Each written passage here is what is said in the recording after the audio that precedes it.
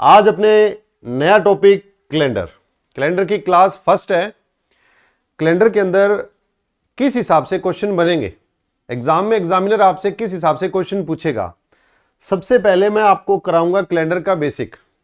Calendar के basic में आपके बहुत से क्वेश्चन जो होंगे वो सीधे ही सॉल्व हो जाएंगे।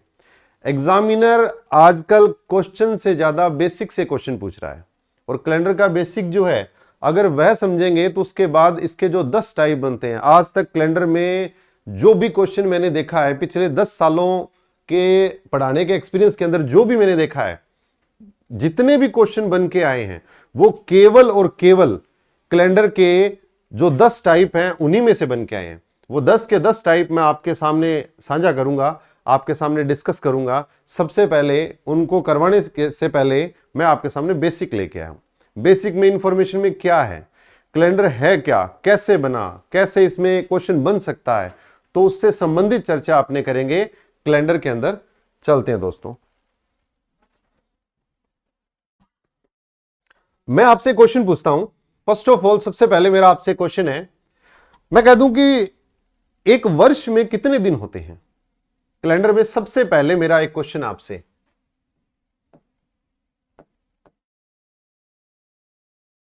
कैलेंडर में मेरा पहला क्वेश्चन आपसे मैंने पूछा कि एक वर्ष में कितने दिन होते हैं।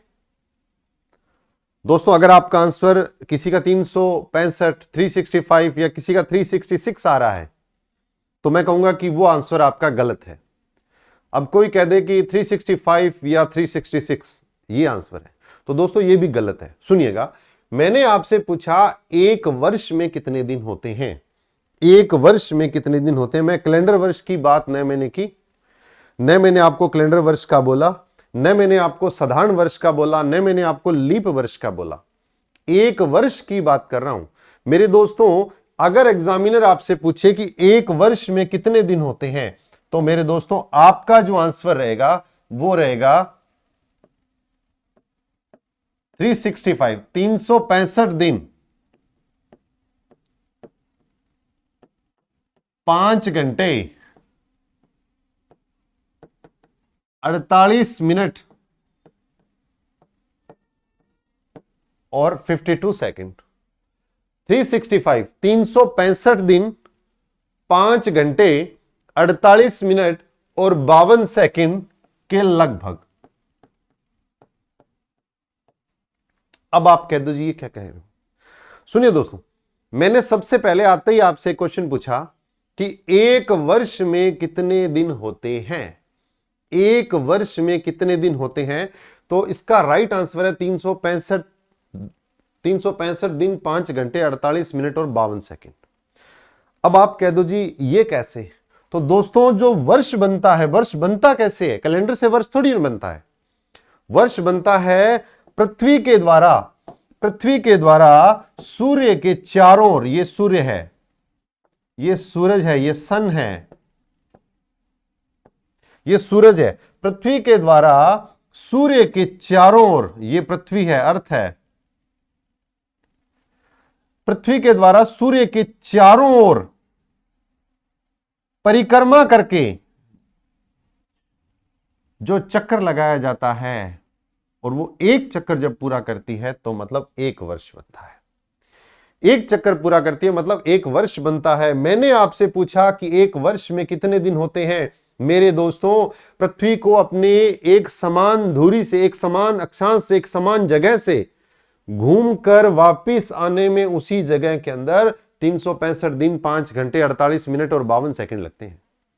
अगर मैं सीधे शब्दों में कहूं तो 365 सही 1/4। अब आप कह दो जी 1/4 क्यों किया आपने। मैंने एक दिन को, जब कैलेंडर बना और घड़ी बनी तो कैलेंडर में एक दिन को 24 घंटे का लिया गया, और 5 घंटे 48 मिनट 52 सेकंड जो है लगभग 6 घंटे हो गए, और 6 घंटों को 1/4, 6 घंटे हो गए किसके, 24 घंटों के, तो अपने इसको क्या कह देंगे, 1/4 कह देंगे, 1/4 कह देंगे। तो मैं कहूंगा कि 365 सही 1/4 दिन भी अपने इसको बोल सकते हैं। पृथ्वी को सूर्य के चारों ओर चक्कर लगाकर अपनी उसी जगह पर आने के लिए उसी जगह पर वापस आने के लिए 365 सही 1/4 दिन लगते हैं। दोस्तों अगर आपसे पूछा जाए, देखो बचपन में अपने जब पढ़ा था तो उसमें कहते पृथ्वी की कितनी गतियां होती है, क्या 2 गतियां होती है, कौन कौन सी, एक दैनिक गति और एक वार्षिक गति। एक दैनिक गति और एक वार्षिक गति। पृथ्वी के सिंपल सी बात बता रहा हूं, एक है दैनिक गति और एक होती है वार्षिक गति। एक होता है परिक्रमण, एक होता है परिभ्रमण। एक परिक्रमण और एक परिभ्रमण। परिक्रमण, जो परिक्रमण मतलब परिक्रमा करना, पृथ्वी यहां से लेकर यहां तक वापस घूम के आई है, मतलब उसने परिक्रमा की है। और परिक्रमा करने से वर्ष बनता है, तो ये परिक्रमण काल कहते हैं इसको, परिक्रमण काल। और परिभ्रमण, परिक्रमण काल पूरा परिक्रमा करके वापिस आना, और परिभ्रमण अपनी धुरी पर ऐसे घूमना, अपनी धुरी पर ऐसे घूमना, ये परिभ्रमण है। अब आप कह दो जी कहां हमें परिक्रमण और परिभ्रमण में लेके आ गए। मेरे दोस्तों भले ही क्वेश्चन ज्योग्राफी में आया है तो रीजनिंग का ही है, तो कैलेंडर का ही। इसमें लिखा हुआ था परिभ्रमण, पृथ्वी के परिभ्रमण काल से। एग्जाम में क्वेश्चन आया हुआ है आरपीएससी के अंदर, आरपीएससी के अंदर आ सकता है, तो दिनस्थ बोर्ड के एग्जाम में भी आ सकता है, आपके एग्जाम में भी आ सकता है, मेरे एग्जाम में भी आ सकता है। पृथ्वी के परिभ्रमण काल से क्या बनता है, दिन और रात बनते हैं, दिन और रात बनते हैं। परिभ्रमण काल से दैनिक गति है, दिन और रात बनेंगे। और परिक्रमण काल से पूरी परिक्रमा करके आना, उससे बनेंगे वार्षिक गति होती है, उससे वर्ष बनते हैं, ऋतुएं बनती है, वर्ष बनते हैं, ऋतु बनती है, बसंत ऋतु, शरद ऋतु, ग्रीष्म ऋतु, ये पतझड़, ये जो भी आएगा ये इससे आएगा। इतना क्लियर हो गया हो? कितने डिग्री अक्षांश पे झुकी है वो आप ज्योग्राफी में पढ़ लेना दोस्तों। इतना मैंने आपको बता दिया, अब चलते हैं आगे। आइए दोस्तों, इसके बाद 365 सही 1/4 दिन हो गए। सबसे पहले आपसे क्वेश्चन पूछ लिया मैंने, अब मेरा क्वेश्चन है आपसे, एक साधारण वर्ष होता है और एक लीप वर्ष होता है। एक होता है साधारण वर्ष, मीन नॉर्मल ईयर,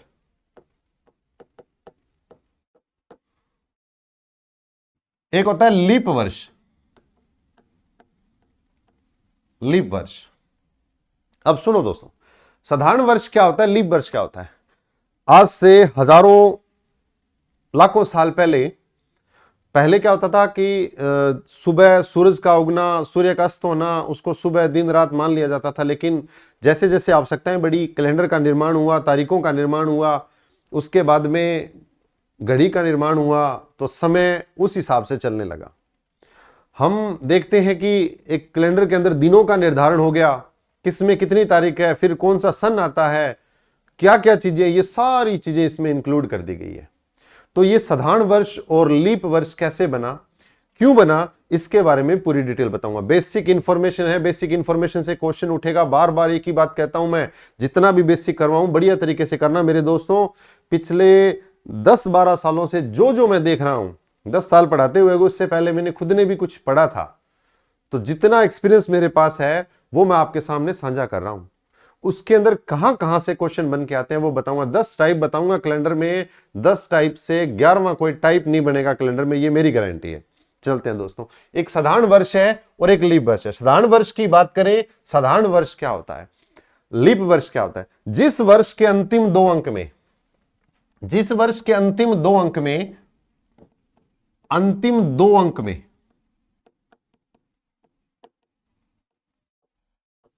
जिस वर्ष के अंतिम 2 अंक में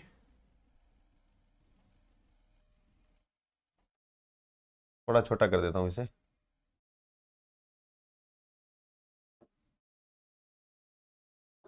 जिस वर्ष के अंतिम 2 अंक में 4 का पूरा पूरा भाग चला जाए, वर्ष के अंतिम 2 अंक में 4 का पूरा पूरा भाग जाए, वो है लीप वर्ष। और जिसके अंतिम 2 अंक में 4 का पूरा पूरा भाग न जाए, 4 का भाग न जाए, वो है साधारण वर्ष।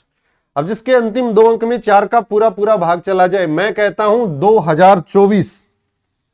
दोस्तों मैंने लिखा यहां पर 2024।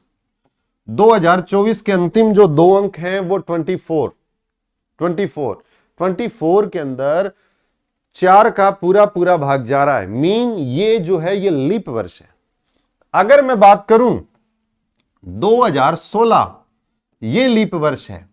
अगर मैं बात करूं 1996, ये लीप वर्ष है। अगर मैं बात करूं 1892, ये लीप वर्ष है। ये लीप वर्ष है। जिस वर्ष के अंतिम दो अंक में 4 का पूरा पूरा भाग जाएगा वो लीप वर्ष होगा, और जिसके अंतिम दो अंक में 4 का भाग नहीं जाएगा वो साधारण वर्ष होगा। फॉर एग्जाम्पल 1825, 1975, 2023, ये साधारण वर्ष है। अब लीप वर्ष और साधारण वर्ष कैसे बने, क्यों बने, ये भी बताऊंगा आपको। जिस वर्ष के अंतिम दो अंक में 4 का पूरा पूरा भाग जाएगा वो लीप वर्ष होगा, और जिसके अंतिम दो अंक में 4 का भाग नहीं जाएगा वो साधारण वर्ष होगा। लीप वर्ष के अंदर मेरे दोस्तों दिनों की जो संख्या होगी वो 366, 366 दिन होंगे। कितने दिन होंगे? 366 दिन। और इसमें 366 दिन होंगे, इसमें कितने? 365, 365 दिन होंगे।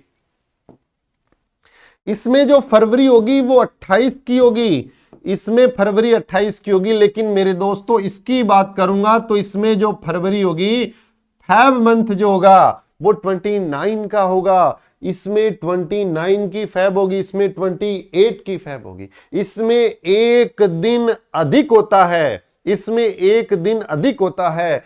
एक दिन अधिक होने के कारण, एक दिन अधिक होने के कारण इसको अधिवर्ष भी बोला जाता है। लीप वर्ष ने बोलकर इसको उसके साथ में अधिवर्ष भी बोलकर जोड़ा जाता है। हिंदी माध्यम के जो विद्यार्थी हैं, अगर उनके सामने अधिवर्ष आ जाए तो ऐसे नहीं कि अधिवर्ष आ गया, ये क्या है जी? अधिवर्ष मतलब लीप ईयर की बात कर रहा है। अधि मतलब अधिक, अधिक, एक दिन अधिक होने के कारण इसको अधिवर्ष भी बोला जाता है। और इसमें फरवरी जो है वो 28 की होगी, 28 की होने के कारण इसको एक दिन कम होता है। ये साधारण वर्ष है, नॉर्मल ईयर है, ये नॉर्मल ईयर है। दोस्तों अगर मैं बात करूं एक सप्ताह की, एक सप्ताह जो है वो 7 दिनों का होता है। वो कितने दिनों का होता है? एक सप्ताह 7 दिन का होता है।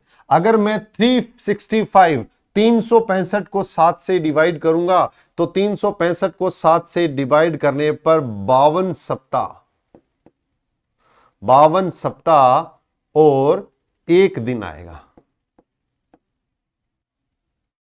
52 सप्ताह और एक दिन आएगा। अगर मैं बात करता हूं लीप वर्ष में कि 366 को 7 से डिवाइड करूंगा तो 52 वीक्स, 52 सप्ताह और 2 डेज आएंगे। इसमें एक दिन अधिक होता है। किसी भी साधारण वर्ष की बात करेंगे उसमें 52 सप्ताह और एक दिन होगा। इसकी बात करें इसमें 52 सप्ताह और 2 दिन होंगे। इसमें 52 सप्ताह और 2 दिन होंगे, इसमें 52 सप्ताह और एक दिन होगा। यस या नो दोस्तों? इतना समझ आ गया होगा आपको। अगर आपसे एग्जामिनर पूछता है कि किसी सप्ताह का पहला दिन कौन सा है, यह भी क्वेश्चन एग्जाम में आया हुआ है। एग्जामिनर आपसे क्वेश्चन पूछेगा कि किसी सप्ताह का प्रथम दिन कौन सा है, कि सप्ताह का पहला दिन कौन सा होता है?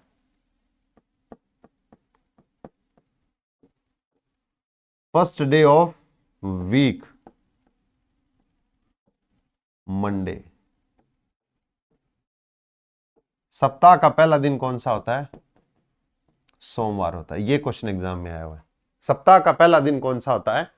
सोमवार। कोई कह दो जी हमारे कैलेंडर में तो रविवार आ रहा है, पहला दिन रविवार आ रहा है। चलो इस चीज को छोड़ो, ये अलग महाद्वीप की बात है। किसी एक स्पेशल एक महाद्वीप के अंदर रविवार को फर्स्ट डे माना गया है वीक का, लेकिन अपने यूरोप के अंदर है, एशिया के अंदर है, तो एशिया के अंदर इसको मंडे को ही मानना है। यूरोप और एशियन जो है उनके अंदर मंडे, सोमवार को ही पहला दिन माना गया। तो first day of week Monday, सोमवार। चलिए दोस्तों, अब इसमें बोला इसने 52 वीक्स वन डे, 52 सप्ताह और एक दिन, 52 सप्ताह और एक दिन। अब थोड़ा सा इसमें मैं आपको डीप लेके चलता हूं, आपको पीडीएफ में अच्छा दिखाई दे जाएगा, समझा मैंने दिया है, और थोड़ा सा इसको मैं छोटा कर देता हूं क्योंकि मेरे पास जगह की कमी है, इसलिए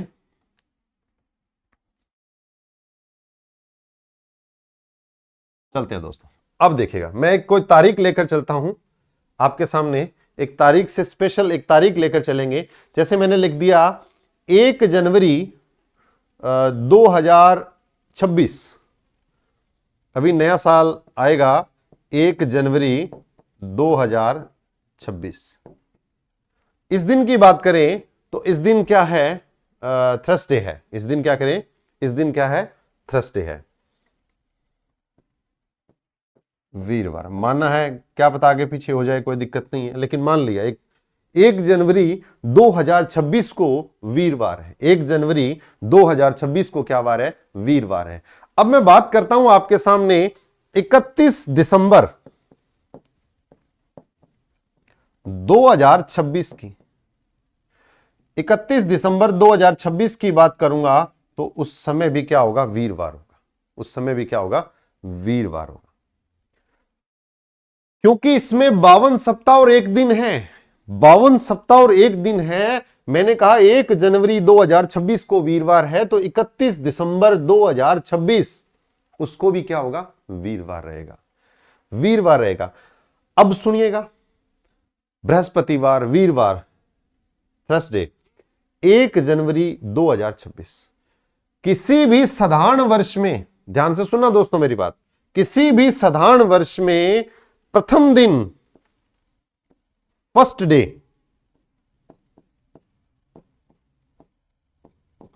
किसी भी साधारण वर्ष में पहले दिन जो वार होता है वही का वही वार अंतिम दिन होता है।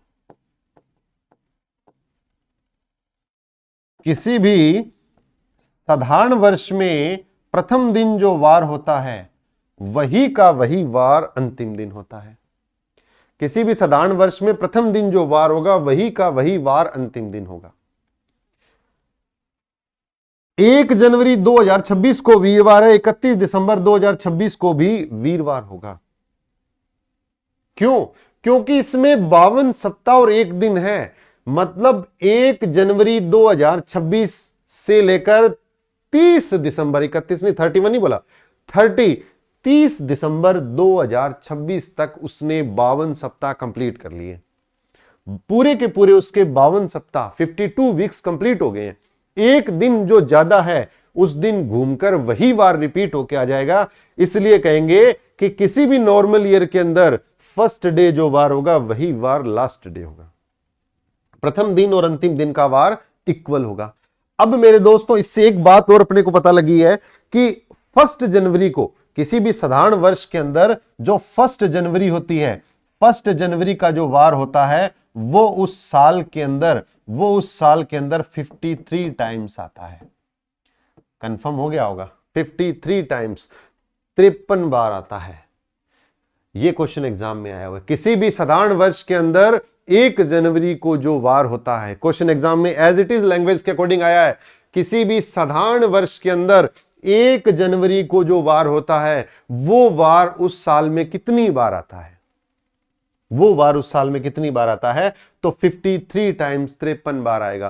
क्योंकि 30 दिसंबर 2026 तक वो पूरा का पूरा 52 वीक कंप्लीट हो चुके हैं। हर एक बार 52 बार आ चुका है, 52 टाइम्स आ चुका है। लेकिन जब अपने एक वन डे जो बचा हुआ उसकी बात करेंगे तो उस दिन अगर घूमकर थर्सडे आता है, वीरवार आता है, तो मेरे दोस्तों उस दिन घूमकर अगर ये वार आता है तो थर्सडे, तो वही वार इसमें केवल 53 टाइम्स आएगा, बाकी सभी बार 52 बार आएंगे। इतना क्लियर हो गया होगा, अच्छी तरह समझ आ गया होगा मेरे दोस्तों। तो चलो मैं अब आगे चलता हूं, थोड़ा सा उस साइड चलता हूं, उस साइड मैं आपके समान साथ चलता हूं। मैंने कहा मान लीजिएगा 1 जनवरी 2024, 1 जनवरी 2024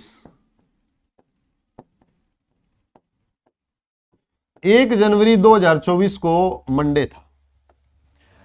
हो सकता है ना भी हो, आगे पीछे भी हो सकता है। मेरे को जैसे याद आ रहा है 1 जनवरी 2024 को मंडे था। मेरे दोस्तों अगर मैं बात करता हूं 31 दिसंबर 2024, पूरे 2024 साल की बात करता हूं। मैंने कहा 1 जनवरी 2024 को मंडे था सॉरी 1 जनवरी 31 दिसंबर 2024,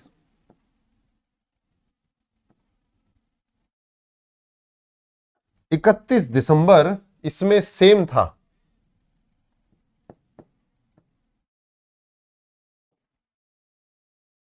इसमें एक दिन आगे होगा, इसमें एक दिन आगे होगा, इसमें एक दिन आगे होगा।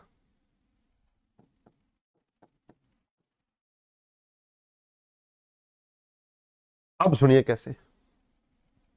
1 जनवरी 2024 को मंडे है, 31 दिसंबर 2024 को क्या होगा? ट्यूसडे होगा। 1 जनवरी 2024 को सोमवार है, 31 दिसंबर 2024 को क्या वार होगा? मंगलवार होगा। अब आप कहो जी ऐसे कैसे? सुनिए दोस्तों, किसी भी साधारण वर्ष में प्रथम दिन और अंतिम दिन जो होता है वो सेम होता है, लेकिन अगर मैं बात करूं किसी भी साधारण वर्ष में प्रथम दिन और अंतिम दिन की तो सेम रहेगा, लेकिन जब मैं बात करता हूं लीप ईयर के अंदर, किसी भी लीप वर्ष में प्रथम दिन का वार जो होता है उससे अंतिम दिन का वार एक दिन आगे होता है। क्यों? क्योंकि इसमें 52 सप्ताह और 2 दिन होते हैं, इसमें 52 सप्ताह और 1 दिन थे। 30 दिसंबर को मैंने 52 सप्ताह कंप्लीट कर दिए थे, लेकिन इसमें 29 दिसंबर 29 दिसंबर को 52 सप्ताह पूरे होंगे। 30 और 31 2 दिन एक्स्ट्रा रह गए, इसमें 2 दिन ज्यादा है तो 2 दिन ज्यादा रह गए। तो मैं कह सकता हूं इसका प्रथम दिन और अंतिम दिन सेम होता है, लेकिन इसका प्रथम दिन से अंतिम दिन एक आगे होता है। और इसमें 1 जनवरी को जो वार था वो साल में 53 टाइम्स आया। मेरे दोस्तों अगर मैं बात करूं लीप ईयर की, अगर मैं बात करूं लीप ईयर की, इसमें तो ये था।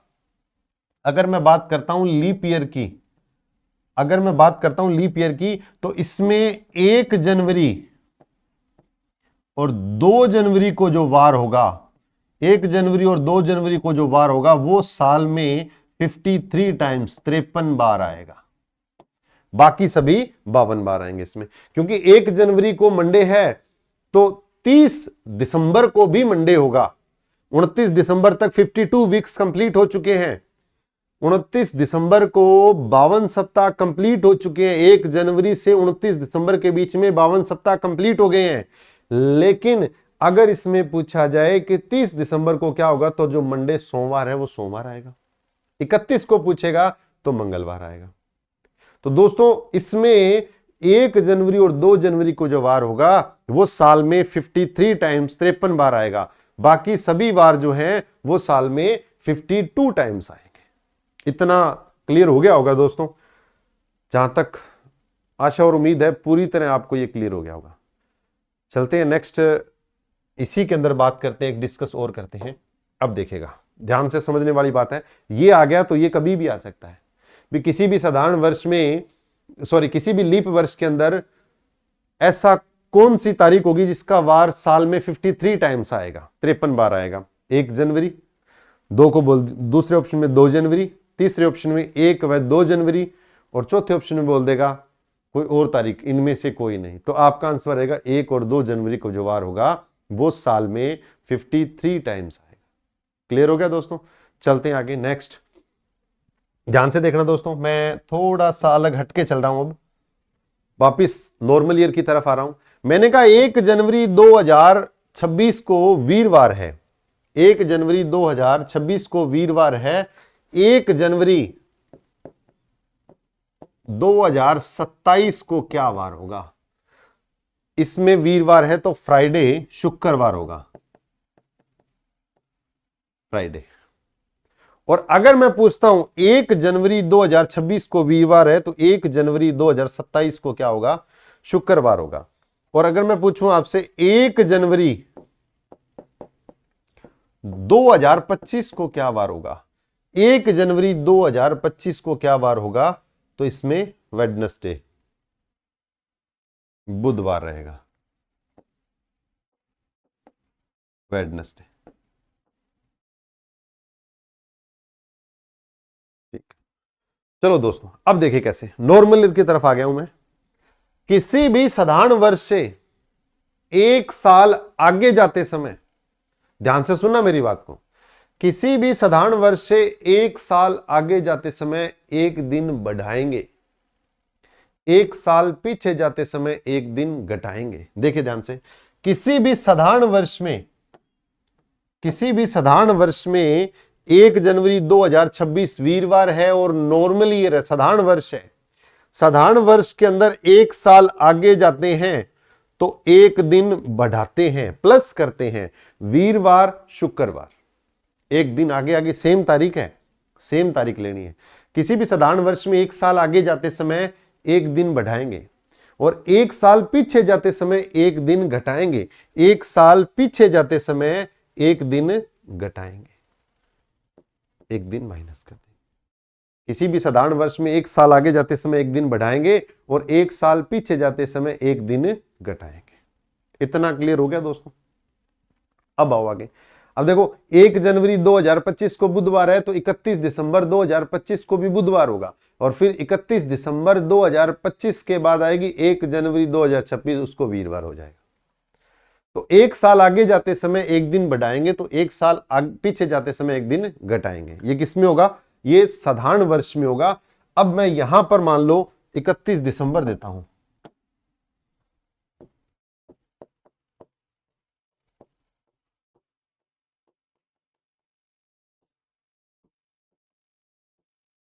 यहां 31 दिसंबर, 1 जनवरी 2025 बुधवार, 31 दिसंबर 2025 बुधवार, साधारण वर्ष का पहला और अंतिम दिन सेम, एक दिन आगे आए, 1 जनवरी 2026 वीरवार हो गया और फिर उससे आगे एक साल गए, मतलब लास्ट डे में गए तो सेम हो गया, अगला साल गए तो एक दिन आगे बढ़ गए।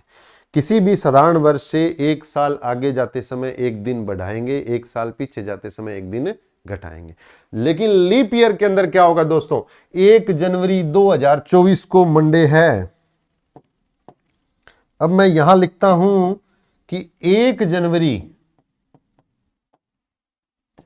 2025 को क्या वार होगा?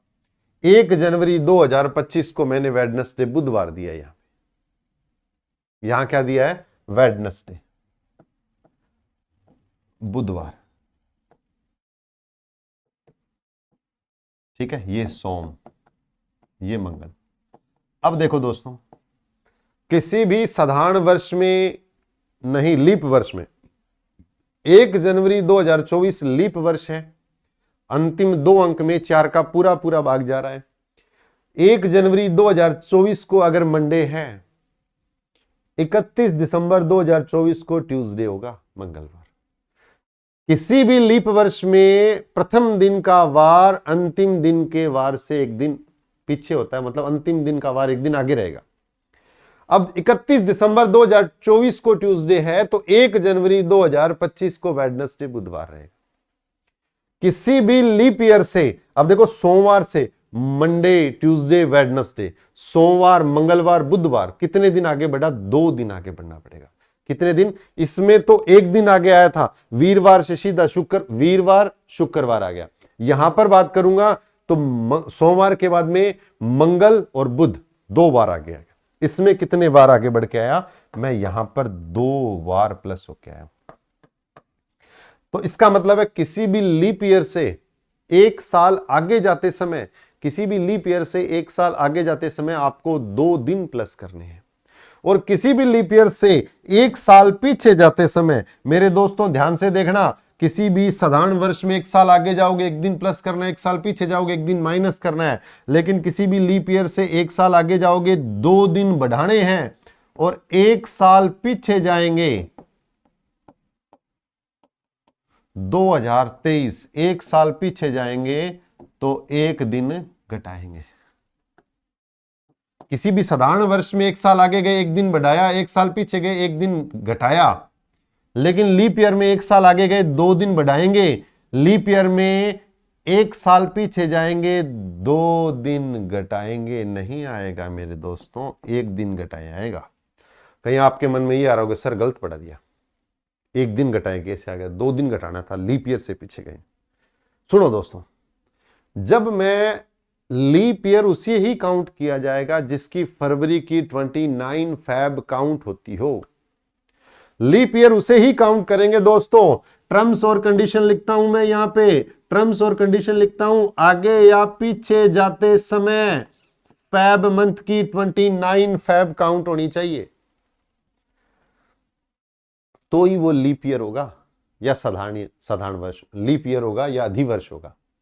अगर उसकी 29 फैब आगे या पीछे जाते समय काउंट नहीं हो रही, मीन वो आपके लिए नॉर्मल ईयर की तरह काम करेगा, वो आपके लिए नॉर्मल ईयर की तरह काम करेगा। अब यहां देखिए, मैंने आपको कहा किसी भी साधारण वर्ष में 1 साल आगे गए 1 दिन प्लस किया, 1 साल पीछे गए 1 दिन माइनस किया। लीप ईयर के अंदर 1 साल आगे गए 2 दिन प्लस किए, 1 साल पीछे गए 1 दिन माइनस किया, क्योंकि 1 जनवरी के बाद 2 जनवरी, 3 जनवरी, 4 जनवरी, 30 जनवरी, उसके बाद 31 जनवरी के बाद में 1 फरवरी, फिर 2, 4, 6, 8, 10, 12, ऐसे करके 28 फरवरी, फिर उसके बाद 29 फरवरी क्रॉस करके आगे जाएंगे, तभी तो नया साल 1 जनवरी 2025 आया था। आगे आए हैं तो 2 दिन प्लस किए हैं, पीछे जाएंगे तो 1 दिन माइनस करेंगे। क्यों? क्योंकि जब पीछे गए तो फटाक से 1 जनवरी 2024 से पहले 31 दिसंबर 2023 आ गया, और 31 दिसंबर 2023, ध्यान से देखना दोस्तों, अगर ये चीज ऐसे समझ नहीं आ रही तो ऐसे देख लो, 1 जनवरी को अगर मंडे है तो 31 दिसंबर जो पिछला था उसको संडे था, और मैंने आपको बताया कि 2023 एक नॉर्मल ईयर है। ये देखो लिखा भी है साथ में, 2023 एक नॉर्मल ईयर है, और किसी भी नॉर्मल ईयर का पहला और अंतिम दिन सेम होता है। इतना क्लियर हो गया मेरे दोस्तों? इसमें कहीं भी क्वेश्चन आपसे पूछा जा सकता है। ये क्वेश्चन आया हुआ है, अगर 1 जनवरी 2024 को सोमवार है तो 1 जनवरी 2025 को क्या वार रहेगा? किसी भी साधारण वर्ष से 1 साल आगे गए 1 दिन प्लस, 1 साल पीछे गए 1 दिन माइनस। लीप ईयर से 1 साल आगे गए 2 दिन प्लस, 1 साल पीछे गए 2 दिन माइनस। सब आप कह दो आपने 2 दिन क्यों बोला? मैंने 2 दिन इसलिए बोला मेरे दोस्तों, मैं कह दूं 1 मार्च 2024 को सोमवार है, मंडे है। मैं पूछता हूं 1 मार्च 2023 को क्या वार होगा? क्या वार होगा? अब 1 मार्च 2023 से 24 से 1 मार्च 2023 पे जाना है, 1 साल पीछे जाना है, 1 साल पीछे जाना है, 2 दिन माइनस कर दूंगा। क्यों? क्योंकि 1 मार्च 2024 से पहले की जो तारीख है 29 फरवरी 2024 है। बीच में पीछे जाते समय काउंट हो गई तो मैं 2 दिन माइनस कर दूंगा मेरे दोस्तों, और यहां पर शनिवार सैटरडे कर देंगे, सैटरडे, ये हो जाएगा। किसी भी साधारण वर्ष से 1 साल आगे जाते समय 1 दिन प्लस, 1 साल पीछे जाते समय 1 दिन घटाएंगे, यहां 2 दिन बढ़ाएंगे और 2 दिन ही घटाएंगे। लेकिन अगर टर्म्स और कंडीशन फॉलो नहीं हो रहा तो 1 दिन बढ़ाना है, 1 ही दिन घटाना है। क्लियर हो गया दोस्तों? चलते हैं नेक्स्ट, एक और देखिएगा। हाँ, अब किसी के मन में ख्याल आ रहा होगा कि सर ने ये लीप वर्ष क्यों बना दिया। चलो, मैं कहता हूं कि एक एग्जाम में क्वेश्चन आया कि एक लीप वर्ष कितने सालों बाद आता है। आपसे मेरा क्वेश्चन, चलो नेक्स्ट में चर्चा करते हैं दोस्तों। मैं यहीं रख लेता हूं इसको, ये छोटी सी स्लाइड है, इसको साइड में कर देता हूं आपकी पीडीएफ से।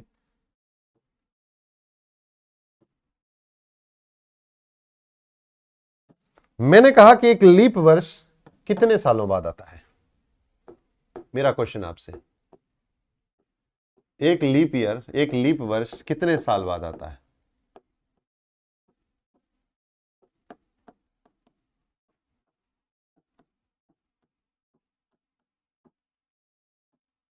एक लीप वर्ष कितने साल बाद आता है? अगर आपका आंसर 4 है तो गलत है, अब आप कहोगे जी 4 है आंसर, गलत कैसे कह रहे हो? सुन लीजिएगा दोस्तों, चलो भी मान लीजिए किसी व्यक्ति विशेष का जन्म 29 फैब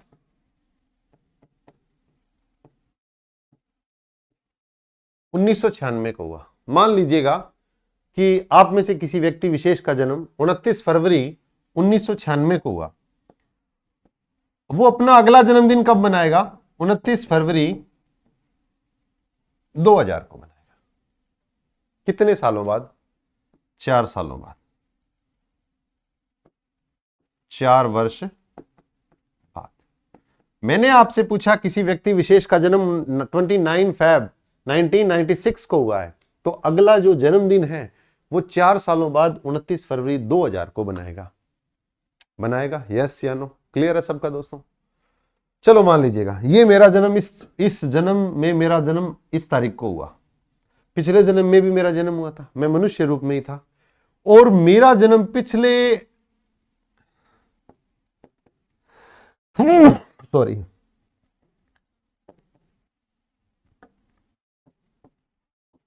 देखो दोस्तों, पिछला जन्म जो हुआ मेरा, इस जन्म में मेरा जन्म इस तारीख को हुआ।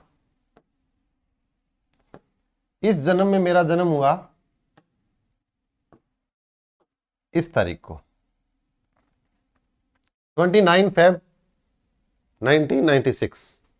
इस जन्म जो मैं आपके सामने जन्म लेकर खड़ा हूं, मेरा 29 फरवरी 1996 को हुआ। मैंने अगला जन्मदिन मनाया 4 साल बाद, मनाया 29 फरवरी 2000 को।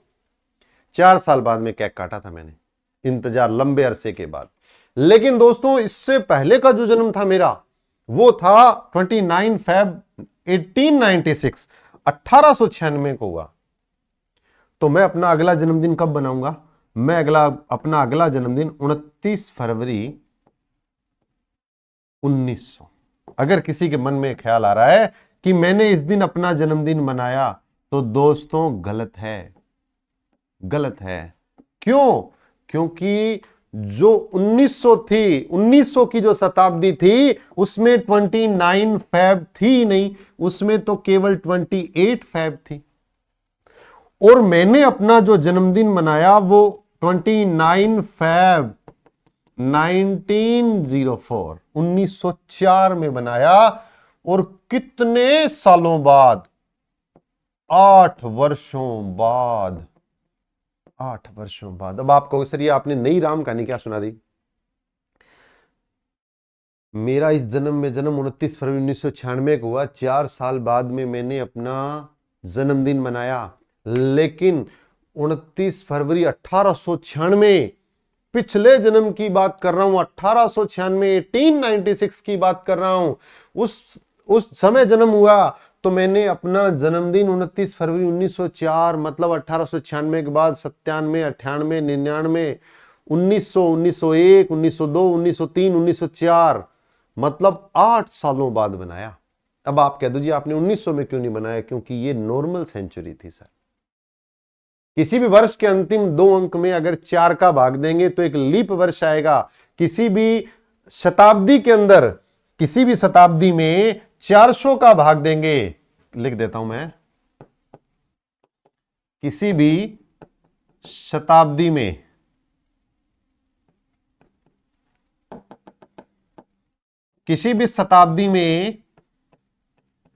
400 का भाग देंगे, 400 का भाग पूरा पूरा चला जाए,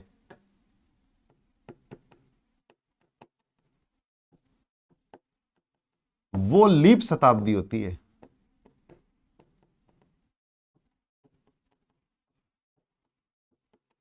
किसी भी शताब्दी में, जैसे 2000 की शताब्दी, उसमें 400 का पूरा भाग जाएगा।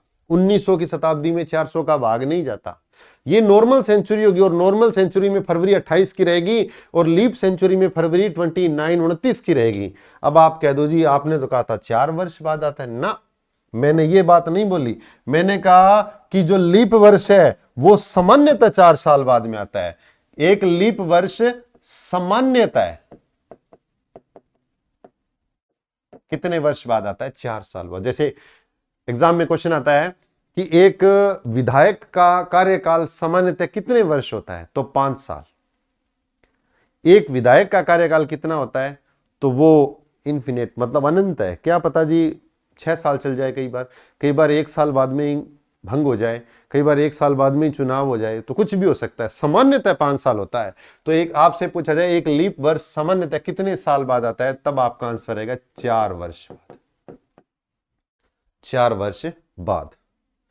अब दोस्तों 4 वर्ष बाद आया, कैसे आया 4 वर्ष बाद, वो चीज देखेगा। सबसे पहले मैं बात करता हूं,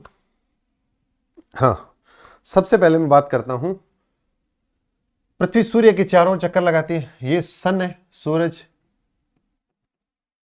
अर्थ, ये इसके ऐसे चक्कर लगा रही है, और ये पूरा चक्कर लगाने में 365 सही 1/4 दिन लेती है। मतलब 365 दिन 5 घंटे 48 मिनट और 52 सेकंड लेती है।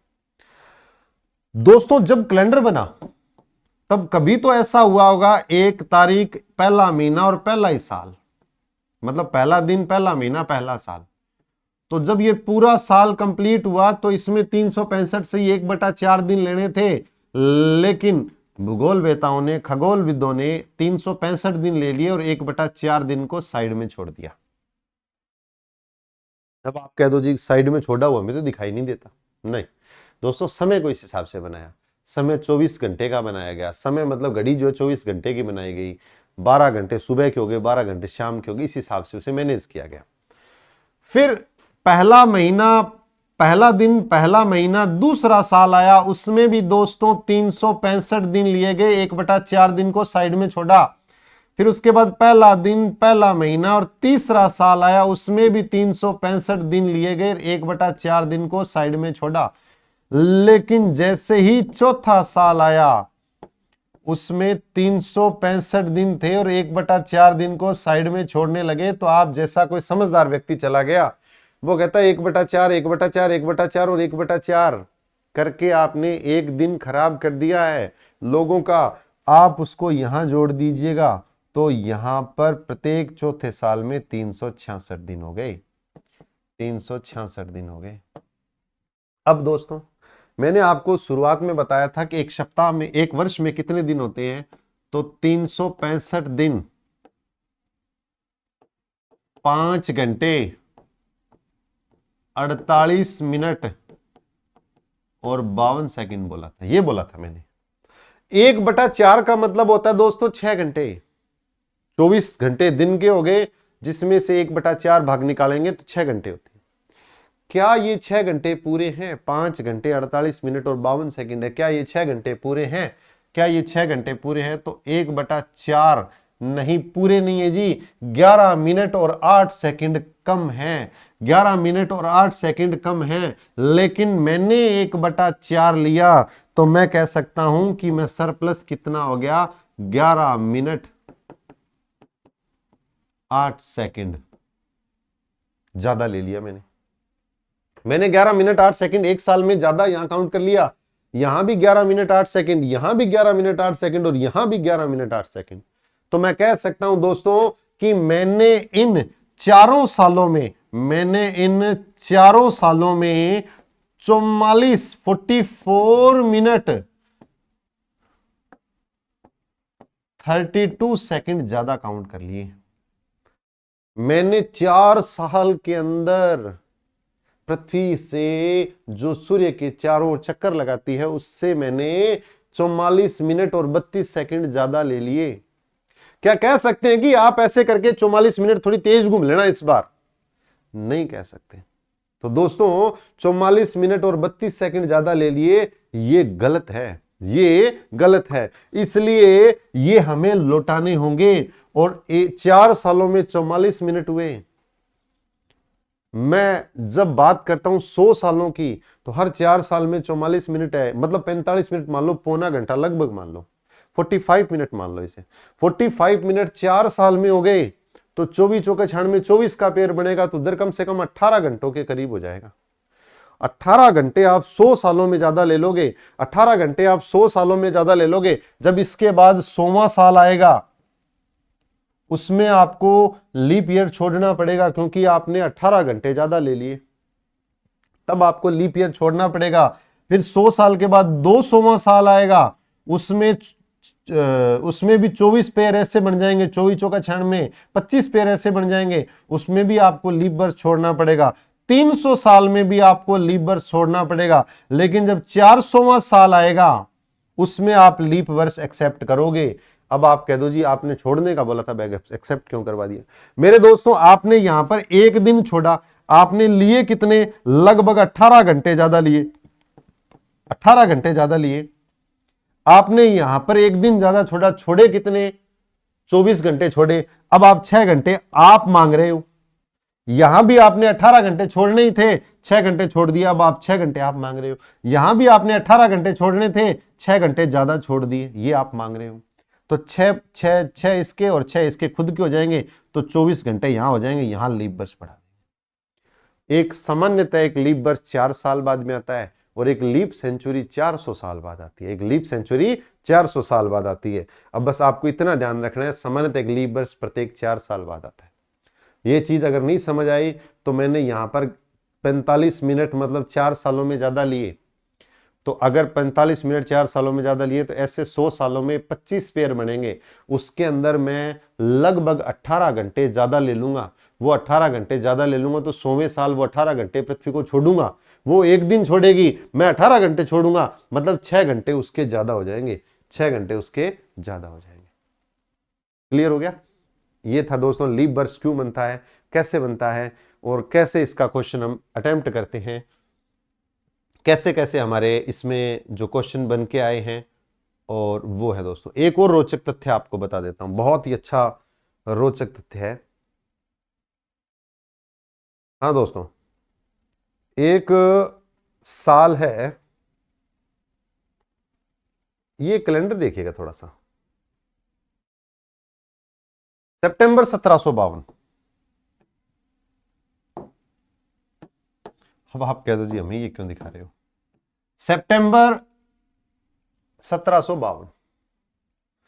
देखो तारीखें गिनते अपने, मैं 1 तारीख को आया, 2 तारीख को, अरे 3 तारीख कहां गई, 4 कहां गई, 5 कहां गई, तारीखें नहीं दिख रही अपने को, तो ये तो कैलेंडर गलत है।